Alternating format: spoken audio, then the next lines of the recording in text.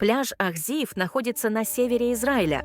Ахзиев – это захватывающий дух участок песчаного пляжа, расположенный между руинами библейского города Ахзиев и волшебными лагунами.